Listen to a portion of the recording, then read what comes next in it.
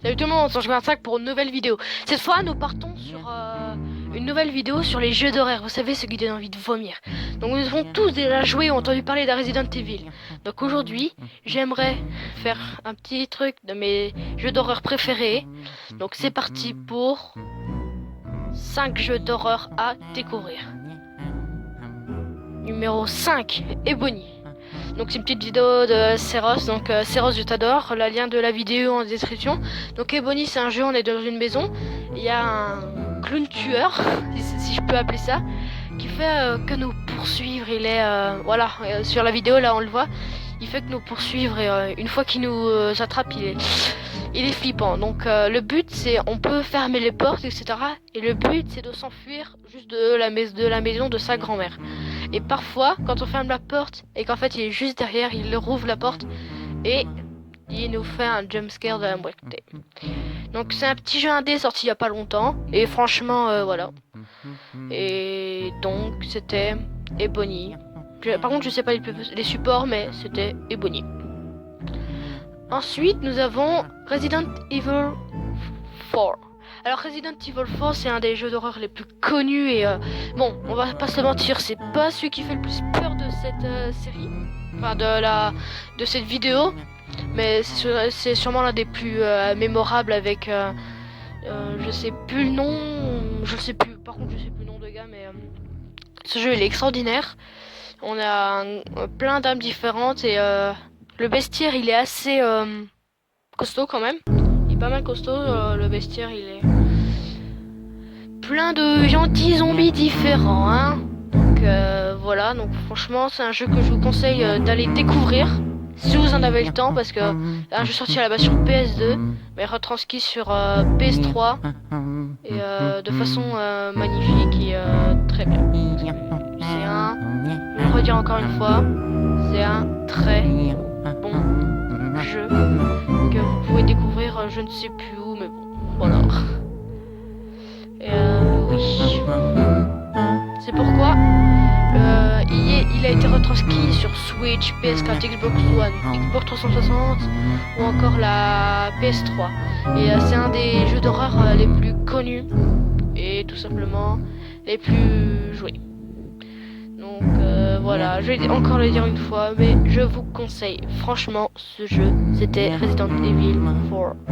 La prochaine série, vous allez sûrement la connaître, c'est la saga des FNAF. Donc FNAF, qu'est-ce que c'est? C'est où on est dans une pizzeria avec des animatroniques tueurs et il y en a 4. À la base, il y en a 4. Donc il y a Five Nights at Freddy 1, on a des portes qu'on doit fermer et en fait, il y a on a une tablette pour regarder des animatroniques tueurs et jumpscare garanti.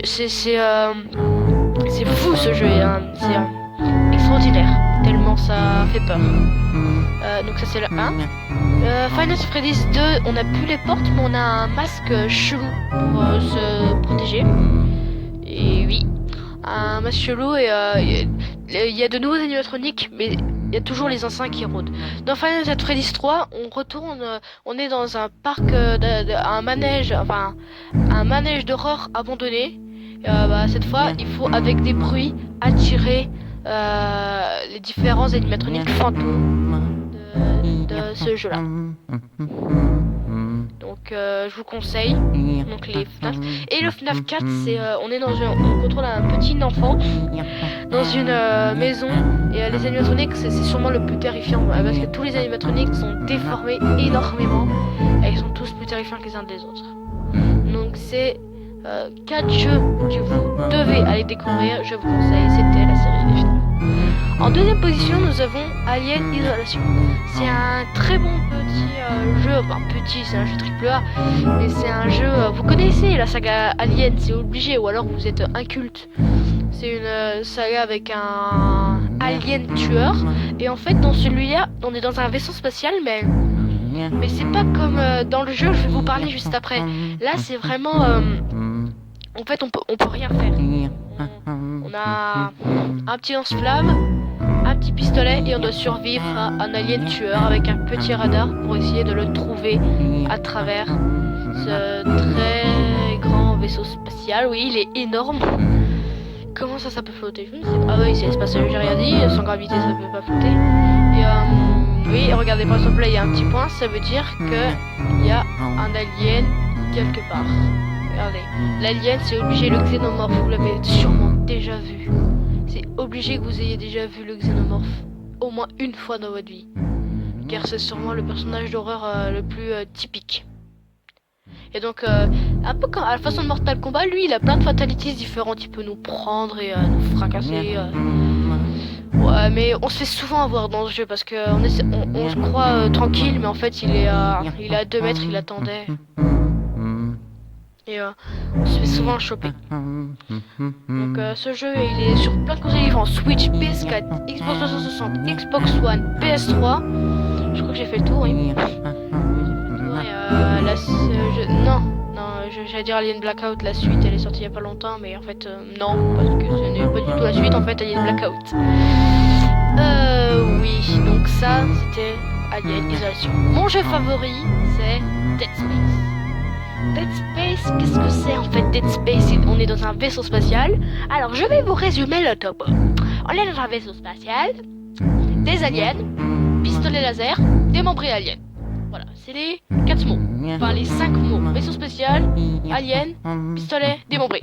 C'est les mots d'ordre de ce jeu. Et un peu de jumpscare, mais pas trop. Ce jeu, il fait pas trop flipper. C'est surtout, en fait, comparé aux autres jeux, c'est pas les ennemis qui apparaissent qui font flipper. C'est pendant le combat qui fait flipper.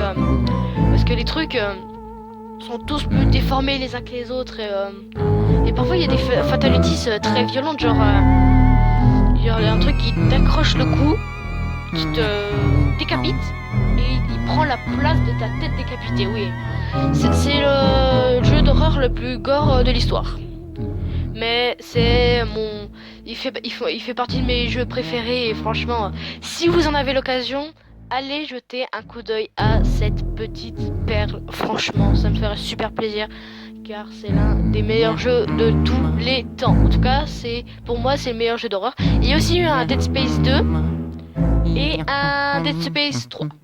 Enfin, le 2, il est à peine mémorable, et le 3, il est moins mémorable. En gros, c'est vraiment le 1 le meilleur selon les puristes. Donc, ouais, voilà. C'était mes 5 jeux d'horreur préférés. J'espère que cette vidéo vous aura plu et que vous aurez envie d'aller voir ce jeu. Enfin, ces jeux. Avec la saga FNAF, ça fait 9. Donc likez et abonnez-vous. Et à bientôt pour de nouvelles aventures horreur. Allez, ciao!